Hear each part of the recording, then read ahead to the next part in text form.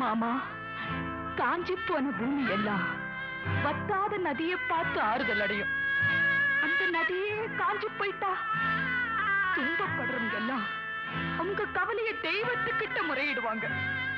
ஆனா தெய்வமே கலங்கி நின்னா அந்த தெய்வத்துக்கு யாரால ஆறுதல் சொல்ல முடியும்? தானாடவில்லை அம்மா, சதையாடுது நதி, தந்தை என்றும் பிள்ளை என்றும் விளையாடுது.